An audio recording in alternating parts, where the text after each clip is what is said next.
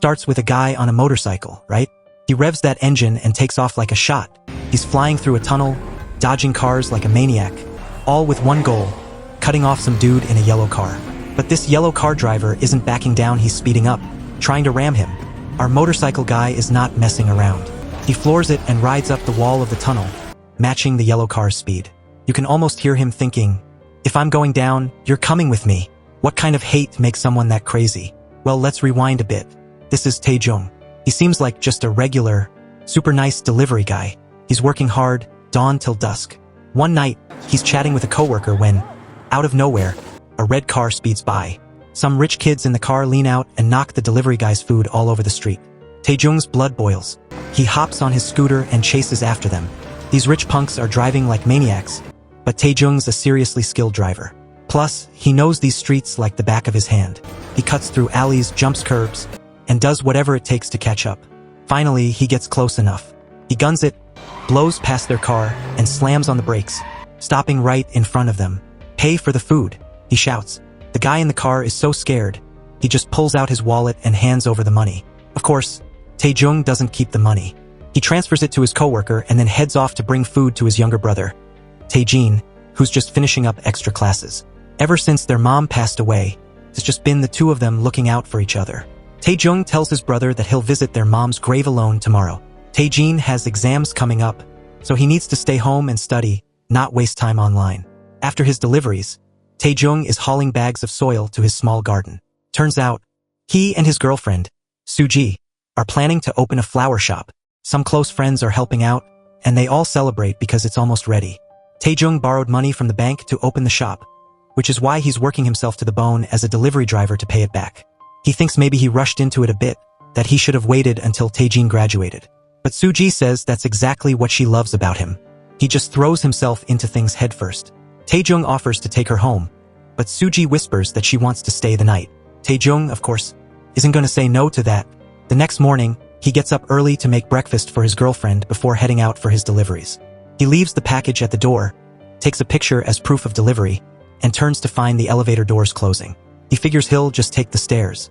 But in the stairwell, he notices a potted plant that's looking a little wilted. He moves it into the shade and leaves a note for the owner. Too much sun will burn the leaves. At his next delivery, he sees an elderly woman struggling to pull her suitcase up a hill, so he kindly helps her. That evening, Taejung is scarfing down some food when he notices a cell phone lying on the ground. Someone must have dropped it. When he answers it, the woman on the other end says it's her phone and asks him to bring it to her. First, Taejung suggests leaving it somewhere so she can pick it up, but she says she's taking care of her sick mother and can't leave the house. She even offers him 300,000 won, a decent chunk of change, as a reward. Well, of course, he has to go. Taejung jumps on his scooter and heads to the location she gave him. But it's a deserted area just before a tunnel. There are no houses around. The woman tells him to just leave the phone in the emergency phone box inside the tunnel, and she'll pick it up when she has time. Taejung wants to hand it to her in person, but she insists she doesn't want strangers coming to her house. Even though it seems a little strange, Taejung does what she asks. Inside the phone box, he finds an envelope with the 300,000 won reward. As Taejung is about to leave, a truck parked nearby suddenly roars to life and speeds off, almost hitting him. The next day, Taejung makes a memorial meal for his mom. He thought he'd be alone, but Taejin shows up with a pot of flowers. Taejung doesn't scold him. He even lets him have some of his food. Later, after Taejin has left, it starts to rain heavily. Taejung hurries to bring the flower pots inside. Suddenly, someone knocks on the door. Before he can even open it, the police burst in, arrest him, and pin him down. Taejung, you're under arrest for suspicion of rape and murder. At the police station, the media is waiting for news. The story quickly spreads. A woman in her 20s has been found dismembered near the Han River Tunnel. The police have their guy, Taejung. They've got him locked up and say they're pretty sure this wasn't just some random act of violence, but a premeditated crime. Taejung keeps saying he's never even met this woman, but the cops are convinced he raped and murdered her. He's thinking he'll be out soon and is more worried about his plants at the flower shop. But judging by the cops' attitude, they're 100% sure he's the killer. They've even released his name to the media. Suji, his girlfriend, is understandably devastated when she reads the news. The next day, his close friends manage to get permission to visit Taejung. He's so happy to see them and just asks them to take care of his plants. But they tell him things are crazy outside. All his personal information has been leaked online. At his flower shop, Some crazed people have spray-painted hateful messages on the walls, calling him a murderer who deserves to die. Tae-jung keeps pleading his innocence, but the jerk detective won't listen. He demands that Tae-jung provide an alibi if he wants to be released. The media is all over the story, analyzing his supposed criminal mind like they know him or something. Suji decides to temporarily close the flower shop and find a lawyer to help Tae-jung.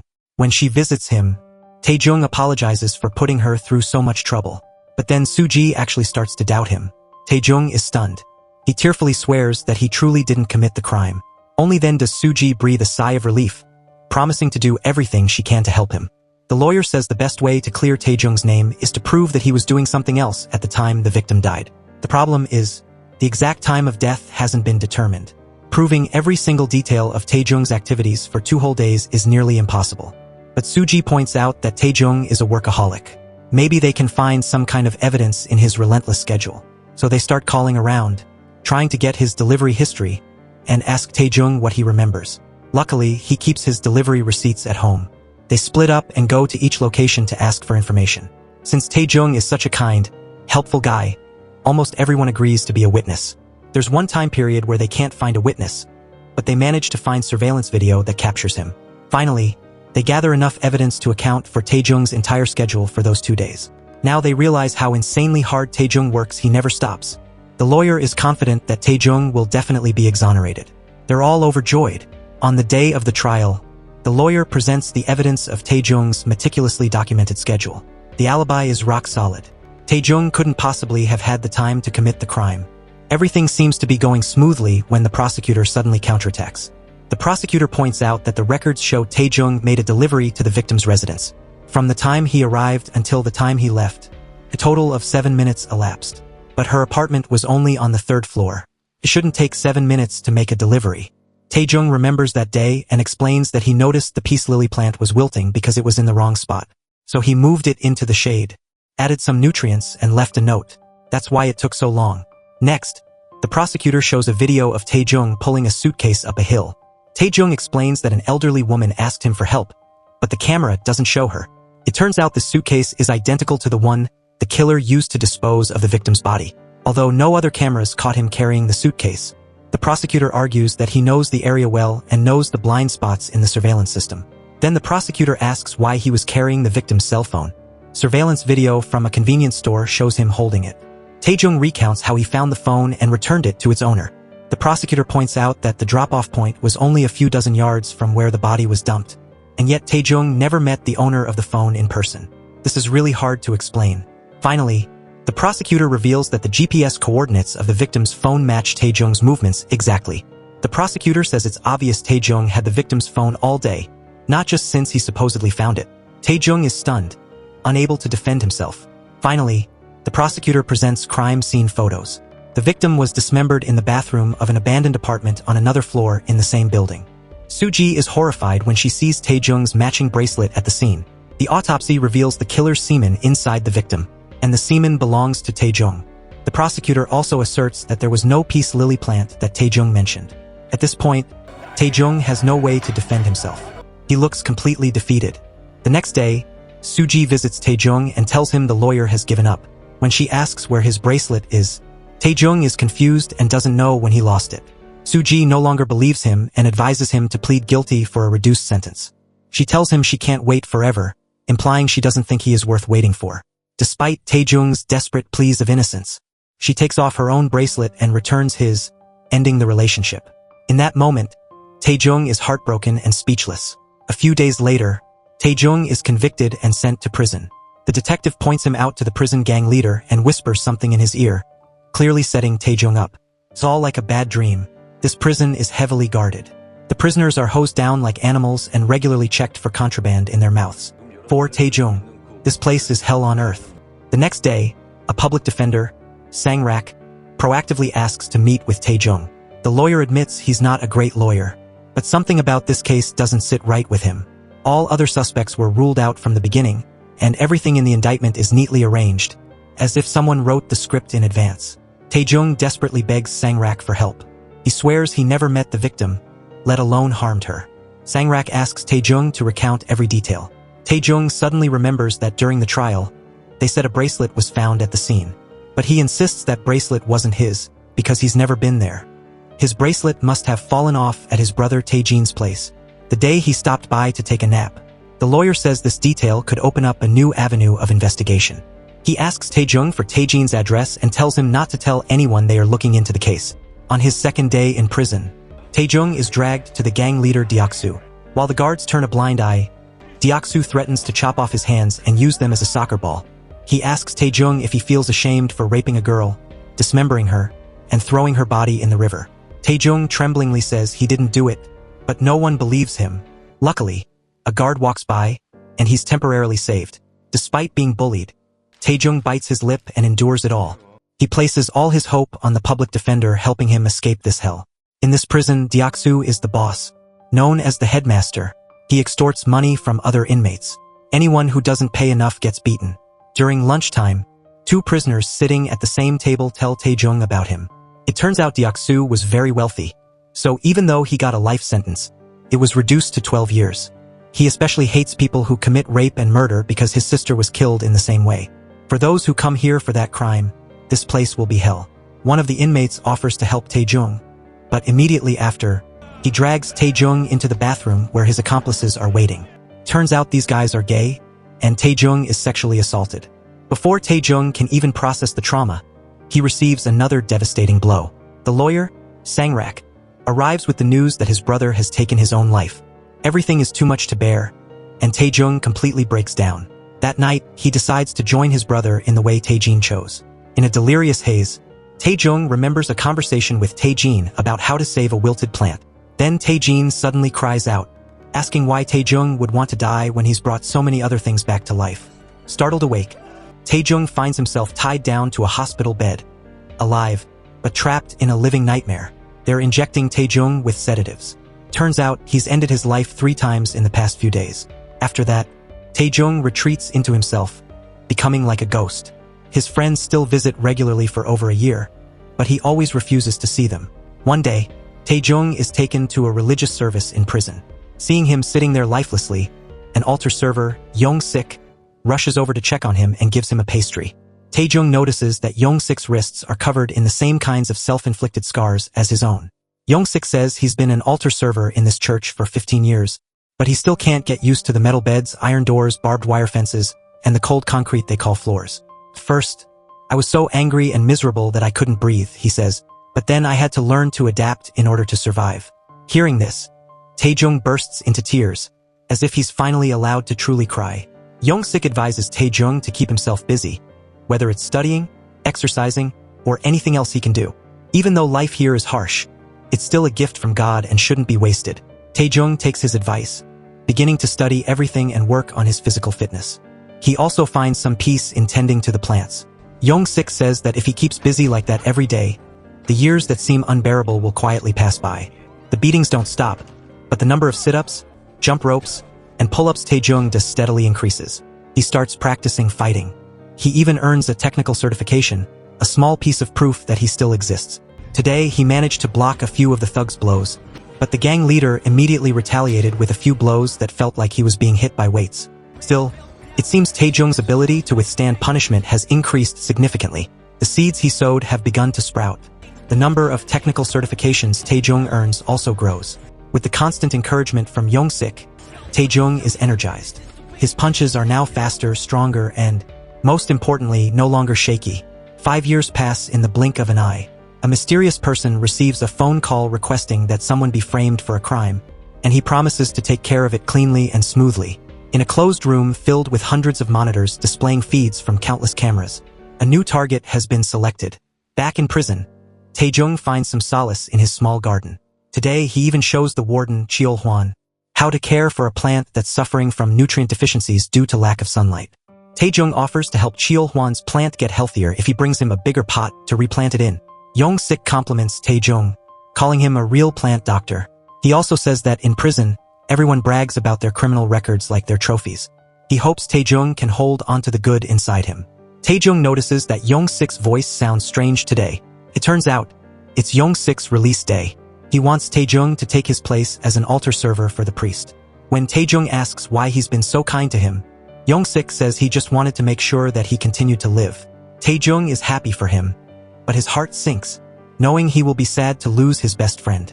As Young-sik walks out the gate, Tae-jung calls out his name and bows deeply. "Thank you for everything," he says. He watches him until his figure disappears behind the iron gate.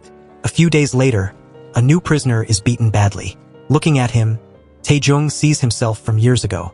That day, the warden takes the new prisoner in for confession, but the new prisoner's story stuns Tae-jung. Jin-hun was framed with details almost identical to Tae-jung's case. A dropped cell phone, a woman promising 300,000 won if he delivers it to a meeting point. Security cameras record everything, and the video is used to accuse him. The police also found Jin-hun's belongings and fingerprints at the scene, a place he had never been. Also, the same lawyer, Sang-rak, contacted him. The very next day, Jin-hun received the news that his mother had taken her own life. It turns out Jin-hun doesn't believe his mother committed suicide because she always said anyone who takes their own life will not be saved. He's certain they murdered her. Tae-jung, overwhelmed by the realization, stays awake all night. The next morning, Jin-hun is found dead in his cell, his mouth stuffed with pages from the Bible. Unable to take it anymore, Tae-jung pretends to have new evidence and demands to see the lawyer, Sang-rak. When Tae-jung asks about Jin-hun's case, if he was really trying to help, Sang-rak becomes evasive. Realizing there's no new evidence, Sang-rak's demeanor turns cold. Tae-jung lunges at him, grabbing his throat. "Who killed my brother?" Sang-rak stands up and smirks. "Even if it was all a trap, you can't do anything about it. Your brother died because of you. You killed my brother." "Yes, I killed him," Sang-rak replies. "I swear to God. One day, I will kill you. From inside this prison." Sang-rak laughs. "Why don't you write a suicide note and kill yourself? Maybe your case will be reinvestigated." Leaving the prison, Sang-rak immediately calls his boss, Johan. There's a loose end that needs to be cleaned up immediately. That night, Tae-jung requests to see the priest. He says he can't continue to be an altar server. When the priest asks why, Tae-jung responds with words Young-sik once spoke. "I must think that I am already dead, and the remaining days are a gift from God." And in his heart, he considers that gift to be an opportunity to avenge his brother. He clenches his fist, pulling a screw out of the wooden panel. Blood drips from his hand, but compared to the pain in his heart, the wound is nothing. At an auction, a sculpture, number 73, by a renowned sculptor is being bid on, reaching 2 billion. Only 2 bidders remain. Chairman Shin and a mysterious online bidder, number 56. Number 56 continues to bid higher, while Chairman Shin is visibly stressed but continues to follow. At 4 billion, he asks for a pause to consider. He calls someone and asks if he can offer something else of clear value. It turns out the person he's calling is the mysterious bidder number 56. Number 56 asks him how much his son's life is worth and insists that he must hand over the sculpture, or he will refuse to accept the commission. Chairman Shin reluctantly returns to the auction and raises the bid to 4 billion. Then number 56 raises it again to 4.5 billion and then 5.5 billion. Shin is turning red and feels like he's about to have a stroke, but eventually bites the bullet and raises it to 6 billion. Seeing that he's at his breaking point, number 56 smiles and decides to stop at 6 billion. Even for a wealthy chairman, that's a huge amount of money. It turns out that the mysterious bidder number 56 is Johan, who specializes in framing people to protect the wealthy elite. That same day, sculpture number 73 is delivered to Johan. Inside his house are countless similar sculptures. He calls Chairman Shin to inform him that the person who went to prison in his son's place is dead. He says the guy stuffed a Bible in his mouth, so his son is now completely clean. Besides the framing service, Johan is also the chairman of a construction company. The lawyer, Sang-rak, calls Johan to report that the sculpture was damaged. If it's damaged, it has to be disposed of, Johan says. He immediately calls his doctor henchman to give him an order. At the same time, the doctor has just finished dealing with a dead body. Meanwhile, Deoksu's gang threatens to beat Tae-jung again, but this time he says he's not in the mood. Deoksu laughs and orders Tae-jung to be a punching bag for the fat guy to train. But he doesn't obey this time, striking back instead, hitting them repeatedly. One of them unexpectedly attacks, causing Tae-jung to bleed profusely. He goes crazy, smashing the guy's head repeatedly, then knocking out another one, and then another, leaving the gang leader stunned and speechless. Tae-jung warns them not to touch him again. Young-sik's daughter, Eun-bai, visits her father's electronics store without even greeting him. She smokes a cigarette, casually takes money from his pocket, and then rummages around for the money he hides under the potted plant. She sneers when she sees a photo of him with Tae-jung in prison. "You think praying in prison gets you forgiveness?" Young-sik is helpless with his rebellious daughter, only asking for some money to buy kimbap. As he's hiding the money, the priest enters. It turns out he came to report that Tae-jung returned the Bible to him. Meanwhile, Deok-soo is still furious about being humiliated by Tae-jung. Overhearing another inmate discussing the incident, he loses it and beats him senseless. A tattooed guy appears and mocks Deok-soo. Turns out he used to be in this prison and was a rival to Deok-soo. Just then, the warden arrives, and everyone disperses. The warden tells Deok-soo to meet with the superintendent. The superintendent is pressuring Deok-soo to organize fight clubs, so he can make money betting. The superintendent knows Deok-soo wants to deal with Tae-jung and tells him to stop. This is a sensitive time since there was just a suicide. If another person dies, he will be disciplined. In exchange for Deok-soo's patience, he puts 2 wealthy economic offenders in Deok-soo's cell, giving him ample opportunity for extortion. Jung-sik visits Tae-jung and asks if anything's wrong, fearing he's thinking of doing something foolish again. Tae-jung insists that he's fine, but he's been looking at the plants in here for too long. He wants to see something else.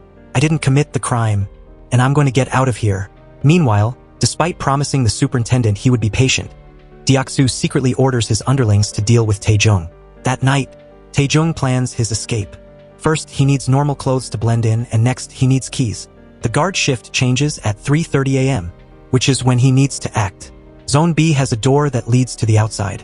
The only way to get to Zone B without being detected is through the ventilation system.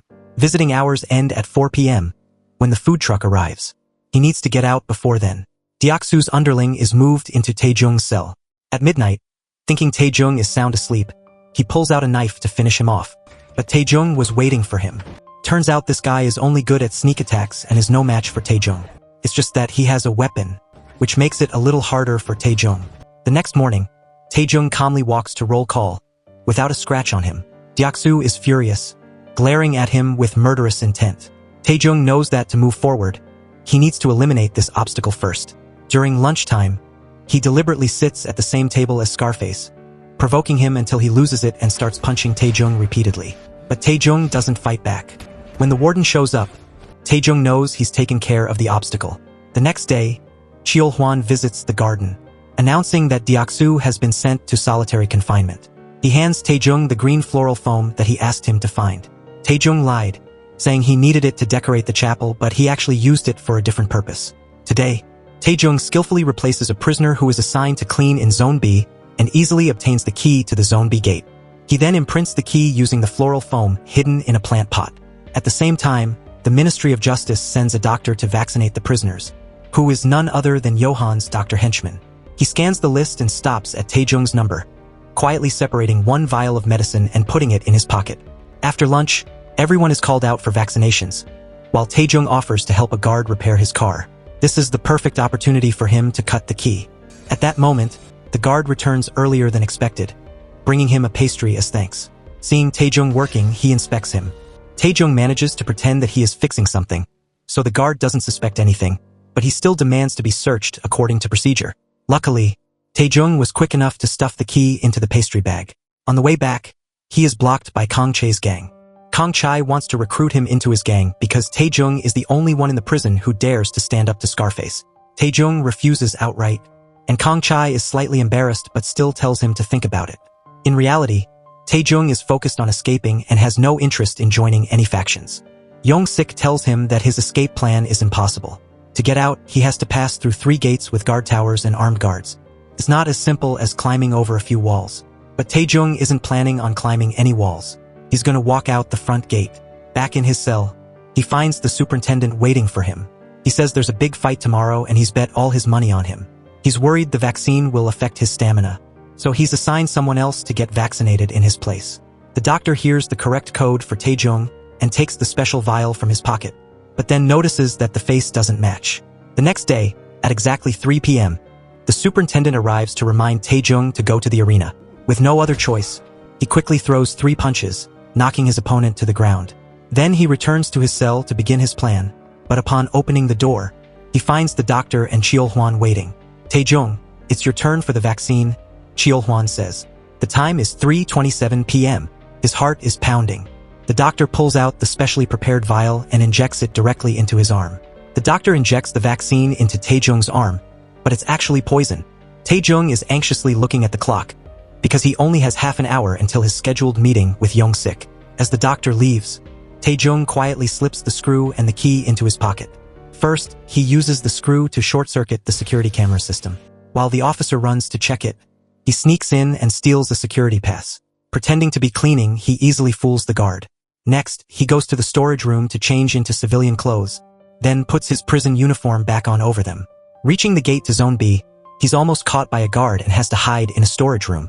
Luckily, the guard only does a cursory check and doesn't find him. Before he can catch his breath, the poison starts to take effect.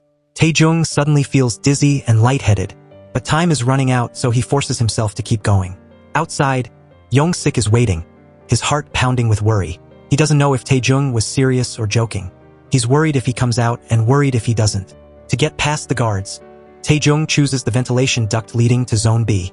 He takes off his prison clothes and climbs into the vent. But the noise he makes while moving attracts the attention of the supervisor. Luckily, he thinks it's just a rat and pokes at it a few times, then leaves it alone. Warden Cheol-hwan is on his way home when he sees Young-sik. Recognizing him, he stops to say hello. Young-sik is forced to lie, saying he's visiting family, but it's past visiting hours. Cheol-hwan offers to take him inside, but Young-sik declines, saying he'll come back tomorrow. Tae-jung reaches Zone B, but his head is increasingly dizzy, his vision is blurring, and his heart is racing. Still, he forces himself to drag himself towards the civil service office where he's supposed to meet Young-sik. There are only 3 minutes until closing time. Just as he sits down, he gently pokes a hole in a visitor's food bag. The contents spill everywhere, causing everyone to scramble to pick them up. Taking advantage of the chaos, Tae-jung slips through the front door and makes it outside. But at that very moment, the poison takes full effect, and Tae-jung collapses. Meanwhile, Johan is idly watching a Formula 1 test race on a giant screen. He yawns and asks the person in charge if he can release banana peels so the cars crash into each other and burst into flames for fun. The person thinks he's joking, but Johan says seriously, "I'm not kidding." Just then, the race ends. The team Johan sponsors wins, even setting a new record. Johan is not happy at all. Winning without accidents is boring. The person in charge truthfully says that it would be dangerous for the drivers' lives. Then cut the sponsorship, Johan says. "I have no interest in people who only know how to drive safely." Back home, he carefully assembles a giant Lego model. Johan's nanny enters and asks him what he's doing that's fun. He whispers something in her ear, and they both burst out laughing. Johan orders her to make a list of clients related to the Ministry of Justice. The very next day, the Ministry of Justice car, along with the Director General of the Correctional Bureau, personally escorts Johan to the prison. The gray-haired director tells the prison director to carry out whatever instructions Johan gives him. Johan says he's not close to the Director General, but he knows the person who appointed him. But that's not all. Johan knows the prison director's weakness. He used public funds to invest in cryptocurrency and got scammed. Johan proposes a volunteer environmental project at the abandoned factory and throws a bag of gold bars worth 200 million each in front of him, promising 5 more packs if everything goes smoothly. His request is very clear: to allow prisoners to go out and do community service. The prisoners selected must be violent criminals and murderers who committed robbery. If there aren't enough people, he can choose anyone who annoys him. Without much thought, the prison director immediately agrees. Cheol-hwan sits in front of the surveillance monitor reviewing the recording. Every scene is clear. Tae-jung shuts out the camera, steals the access card, and sneaks through the hallway like a ghost. Not feeling at ease, Cheol-hwan climbs into the ventilation duct, following each section of the route that Tae-jung took. In the end, he can only sigh with a hint of admiration. He just casually walks through the main gate. But Tae-jung's escape plan has failed. He was found by the priest and taken to the infirmary. The doctor announces that Tae-jung has a large amount of rat poison in his blood. Fortunately, the vitamin K3 he drank earlier became an antidote, saving him from certain death. Even so, Tae-jung vomits continuously, his body completely exhausted. Cheol-hwan visits Tae-jung, pretending not to know anything and only vaguely mentioning rumors spreading throughout the prison. Some say Tae-jung was planning to escape. Others say he fainted from accidentally eating rat poison. But Cheol-hwan suspects someone wanted to harm Tae-jung, because he isn't the type to poison himself. Cheol-hwan admits that Tae-jung's plan to escape through the front gate was very bold, and it was indeed the weakest point in the entire system. He says he'll wait until Tae-jung fully recovers before starting an investigation. Before leaving, Tae-jung asks Cheol-hwan to tell Young-sik that he thanks him for saving him once again. The next day, when Cheol-hwan relays the message, Young-sik is confused and doesn't understand what Tae-jung means. The prisoners are abuzz. confused as to why Tae-jung would try to escape and drink rat poison at the same time. But everyone has to admit that Tae-jung is not to be trifled with. The prison director orders Deok-soo to be released from solitary confinement. Clearly, he has just been added to Yohan's community project list. As soon as he's out, Deok-soo drags his underlings to find Tae-jung. Without warning, he orders them to rush in and stab him repeatedly. But under the blanket are just boxes. Tae-jung managed to escape to the ceiling. He jumps down, taking down two and subduing the buzzcut guy. But the poison in his body is blurring his vision. The rest of the gang takes the opportunity to stab him repeatedly. Tae-jung tries to hold on, but gets another knife in the shoulder. Meanwhile, in a closed meeting room, the prison director announces the project to take prisoners out to participate in community activities. Then he throws a pile of cash on the table, announcing that whoever participates gets 5 stacks, and more when the job is done. The superintendent grabs the money first, the rest following suit, grabbing their share. At this time, Cheol Hwan has discovered something unusual at the infirmary, but Deok-soo's gang blocks him outside, willing to deal with him even if it means longer sentences. Cheol Hwan is forced to leave and issues an alert, requesting the quick response team to arrive at Building A4 immediately.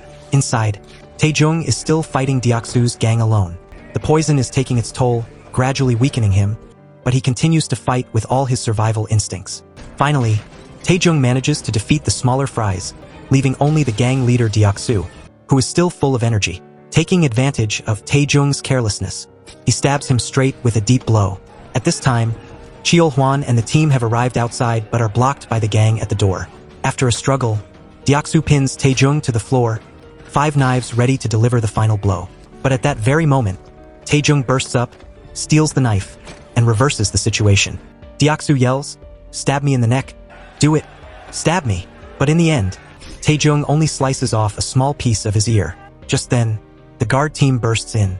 The entire room is filled with injured bodies, but Tae-jung is still standing, covered in wounds. A few weeks later, in a daze, Tae-jung meets his younger brother again. Tae-jin warns him to be careful. It's very dangerous out there. Tae-jung swears to find the people who harmed him and make them pay. Before he can finish, he is covered with a bag over his head by 2 guards and dragged away. Deok-soo suffers the same fate. There is chaos throughout the prison. Anyone who resists is beaten with batons. A total of 12 people are locked in a closed truck and taken away at night. In that list are both Tae-jung and the gang leader Deok-soo, the guy who even raped his own sister. The next morning, the prisoners, wearing white uniforms with numbers, enter an abandoned factory. Around them are dozens of masked gunmen standing guard, and overhead is a flycam. No one understands what is happening, until Yohan appears from above, announcing with glee, "From this moment on, your time begins. Welcome to the land of opportunity." The year before, the young heir, Do Kyung, went out with a girl, and they both went back to her place for more drinks. If that were all, there wouldn't have been a problem, but this guy took out drugs, and in a high stupor he accidentally killed her. When he sobered up a little, he called his congressman dad for help. Yohan's investment company just won a bid to build the National Data Center. At the announcement party, some officials murmured that the project reeked of money because this unknown company wasn't even on the initial bidding list. Yohan, standing nearby, overheard everything and warned, "Don't underestimate this company. We can easily collect detailed information about you." Then he revealed that he was the owner of the entire company and insulted the 3 officials, calling them insignificant flies to him. One official was furious, threatening to teach him a lesson, not knowing that Yohan had already targeted him for daring to point fingers at him. Right after the party, the official was about to leave when a car blocked his path. The assassin doctor appeared like a ghost and severed his index finger. Yohan took the finger home, attaching it to one of his macabre sculptures, seemingly very satisfied with completing the piece. A crazy person with money and power? That's a nightmare. At this moment, Beck called, asking him to help his son escape the murder charge. Yohan said the service doesn't cost money, but demanded that he buy him a piece of art. He just needed to tell his son to soak the body in warm water, and then he'd take care of everything. As soon as he hung up, Yohan ordered his henchmen to erase all traces at the crime scene. State-of-the-art 3D scanners sent images of the crime scene to the control room. Yohan began analyzing the situation. Do Kyung had dragged the girl's body into the bathroom to soak in warm water, as he instructed. This would prevent the police from accurately determining the time of death. Yohan began flipping through countless surveillance monitors to find a scapegoat, and Tae-jung was unluckily selected, simply because he frequently delivered to that building. That night, when Tae-jung went to make a delivery, a motorcyclist secretly followed him. Every move he made was transmitted to Johann. Johann learned he was always busy. He had a younger brother with a special love for plants. From those facts, Johann built a plan to frame him. The next morning, as soon as Jung got on his scooter to go to work, someone carrying the victim's phone followed him to create GPS evidence. Another team immediately broke into his house. There, they collected his fingerprints, installed surveillance cameras, and took his old shoes. They created gloves with his fingerprints and used them to create fake traces at the crime scene. Then they wore his shoes to create bloody footprints. When Johann saw his girlfriend staying with Jung that night, he was overjoyed. The very next day, they took his semen from a condom in the trash and injected it into the girl's body. Then Johann discovered that Jung had lost his bracelet. He ordered his henchmen to find an identical one and place it at the scene.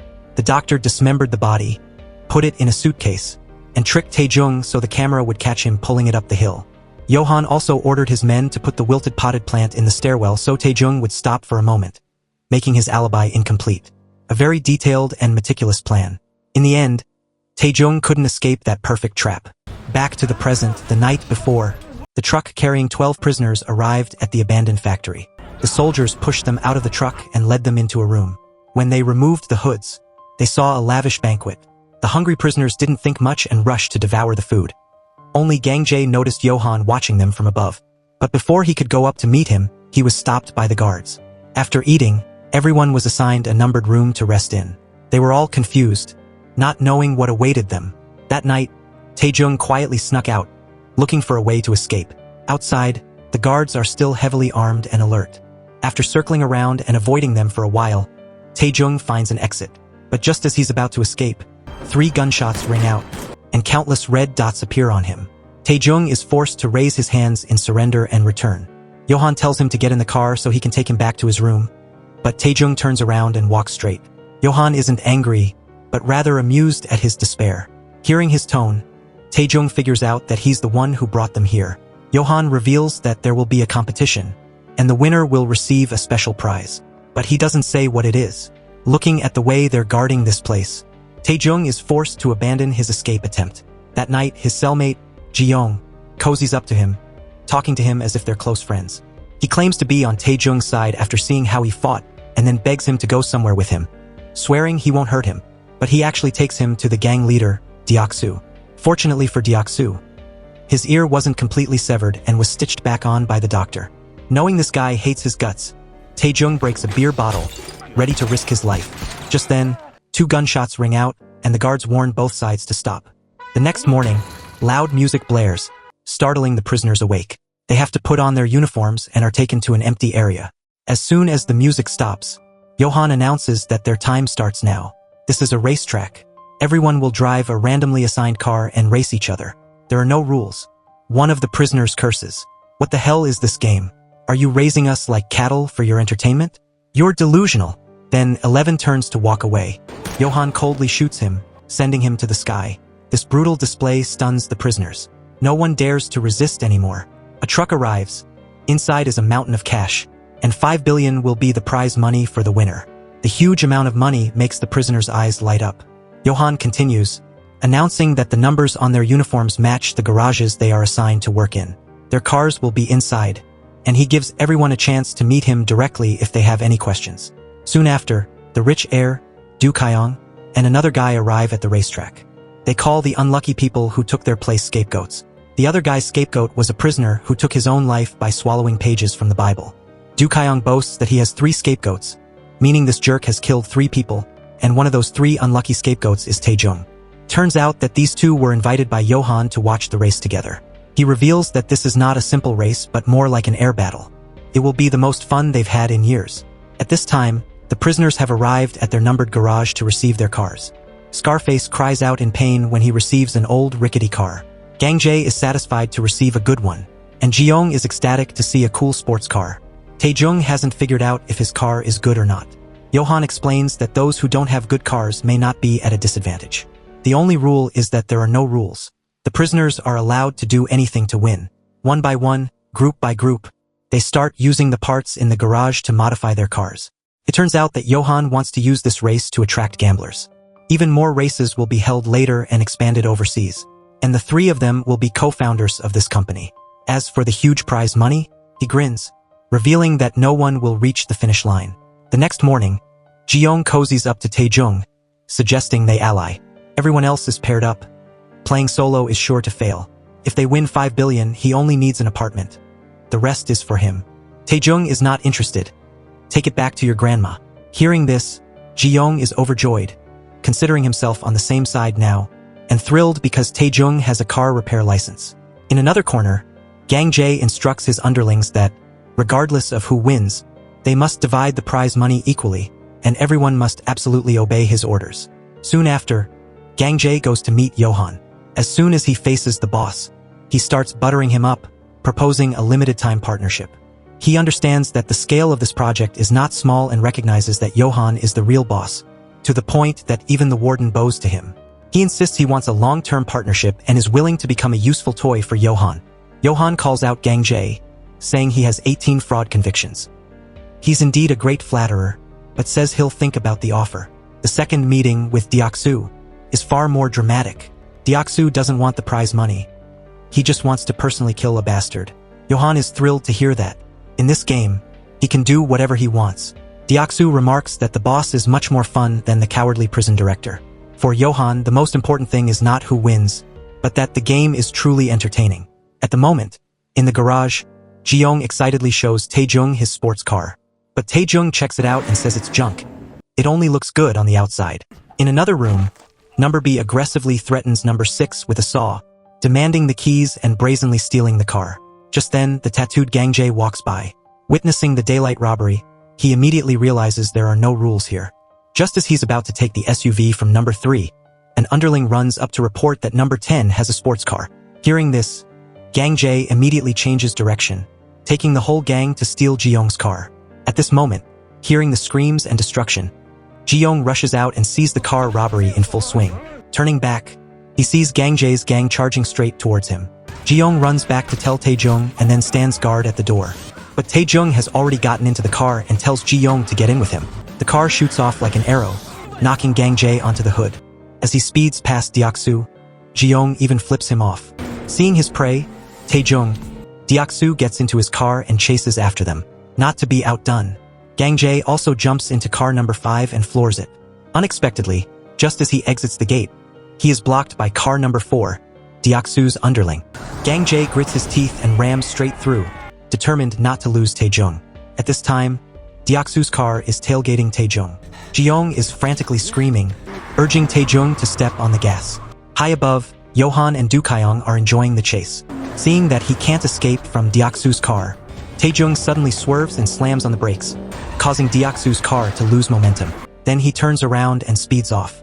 Just when it seemed like he had escaped, Deoksu unexpectedly rams straight into the side of his car. The car spins around several times before stopping, with smoke billowing out. Before he can recover, Deoksu has left his car and is preparing to ram them with a final blow. Just at the moment of truth, Gang Jae's car suddenly swerves over, taking the brunt of the force. Thanks to this, Taejung escapes death by a hair's breadth. Just then, a guard tower opens fire as a warning. In the control room, Dukhyang claps with delight, but Johan only smirks, saying the real match has to be more fun. Then he orders them to stop the game because the injured players can't race. The problem now is that Jung's sports car is severely damaged. After struggling to push it, the car finally starts. But after only a few meters, the car suddenly explodes and bursts into flames, filling the air with smoke and fire, terrifying them both. Right now, Taejung sees a high slope that leads to the outside, but doesn't know where it leads. The next day, Taejung goes to meet the boss, Johan. He actually has nothing to offer. He just wants to observe the entire abandoned factory. When the boss asks why he came, Taejung just shrugs, saying it's just curiosity. He guesses that his real purpose is not to organize car races, because everyone's car is different, there are no rules, and the terrain is not suitable. Johan is a little surprised but still tells someone to bring a box of vitamin C. Taejung doesn't take it but points to a wilted potted plant. Then he returns to room number 9, starts modifying his car, carrying over a bunch of parts from Ji-young's broken car. He toils through the night. Today is the day of the official race. Gang Jae is still planning to take down Taejung. When his underling questions it, he says even that guy driving a wreck can come in first. At that moment, the boss calls Gang Jae, announcing that he accepts the partnership proposal and even gives him a special gift in the backseat. If the match is boring, he should make it interesting. Gang Jae insists he will be a loyal servant to Johan. But as soon as he hangs up, he mumbles insults at him. The official race begins. The drivers line up at the starting line. Gang Jae observes carefully and remarks that Deoksu's car is modified as badly as his face. Conversely, he praises Taejung for modifying his car with care. On the platform, Johan is also ready to broadcast the race live to the gamblers. Just before the start, Fat number 12 seizes the opportunity to steal a car from someone else. The loudspeaker announces the rules. The race has no rules. The prize will go to the person who crosses the finish line first after 20 laps. Before they can even start, Gang Jae orders his underlings to take out Taejung first. When the signal sounds, the racers speed forward crazily, but only car number 11 continuously goes off the track. Meanwhile, car number 2 takes the lead thanks to a powerful engine. As number 2 is gleefully celebrating, suddenly the engine explodes and the car loses control, crashing into the barrier. On the platform, the two rich heirs cheer excitedly. It turns out Du Kyung bet on car number 9 of Taejung, while the other one bet on car number 6 of Deoksu. At the same time, Johan looks at Taejung's file, suddenly remembering that he's the plant-loving guy who was wrongly accused by him one day. Immediately, he orders Gang Jae to eliminate car number 9 of Taejung. Car number 5 of Gang Jae crazily speeds up, pushing close to number 9. Number 9 reacts extremely quickly, overtakes, and makes a sharp turn to cut off number 5. The young heirs are extremely excited. At this time, Deoksu catches up.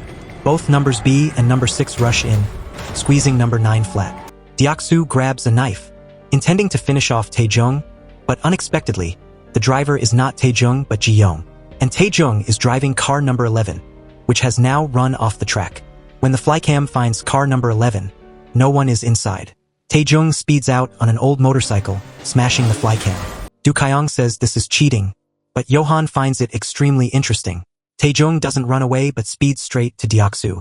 Deoksu also goes crazy, charging forward. At the same time, car number 5 of Gang Jae also speeds over. Both attack at the same time. Unexpectedly, Taejung jumps over both of them like in an action movie. Deoksu immediately gets into his car and chases after him. Now both Deoksu and Gang Jae are chasing Taejung's motorcycle. At this moment, Johan reminds Gang Jae to use his gift. Turns out to be a handgun. But Taejung quickly turns into a factory, easily cutting off both of them. Johan directs Gang Jae, urging him to take action quickly. Suddenly, Taejung stops, ties a gas tank to the back of the motorcycle, and speeds off. Gang Jae chases and fires, but Taejung swerves like a snake, dodging every bullet. The audience is extremely excited to witness a live shooting in real life. Quickly, Taejung swerves to the side so the gas tank hits and breaks Gang Jae's tire, causing the car to flip over and chase right behind him. Fortunately, he manages to brake just in time for it to fly over his head. Du Kyung excitedly cheers like crazy. To make the game more thrilling, Johan decides to change the rules. The person who catches the motorcycle wins the game. Regardless of whether he's alive or dead, as long as he catches the motorcycle, the prize money will be doubled. So now Taejung is worth 10 billion. The drivers crazily search for him, including Deoksu. Before he can run away, Taejung is rammed by Deoksu's car, causing him to fall. He pulls out a knife and stabs him twice, but Taejung resiliently pushes him away and puts the knife to his neck. While they're struggling, another car rams straight into him. Number 8 jumps out to grab Taejung, but Deoksu stabs him and he gets out of the way. Taejung then kicks Deoksu away. While they're both staggering, car number 8 crashes into Deoksu, sending him flying. Taejung manages to dodge it, but is immediately hit by car number 1. Number 4 charges in to subdue him, but Taejung knocks him out. Taking advantage of Deoksu being dazed, Taejung lands a final kick to his head. Now there's no one left hunting Taejung anymore. Johan, furious, picks up a sniper rifle and steps out, aiming straight at Taejung. Down below, while number B is choking Taejung, Johan shoots his head off. Now Johan wants to finish off Taejung himself. Taejung is injured but still manages to roll around to dodge the bullets. Taking advantage of Johan's reloading, he jumps on the motorcycle and speeds off. But at this moment, car number 7 chases after him. Taejung has to evade number 7 and dodge Johan's bullets. Johan intends to shoot the water tower to fall on Taejung. Fortunately, he dodges it, and the one who gets hit is car number 7. At this moment, Taejung suddenly stops, and the flycam flies to the front, capturing his face straight on. Now Johan realizes Taejung's real target is that long slope leading to the outside.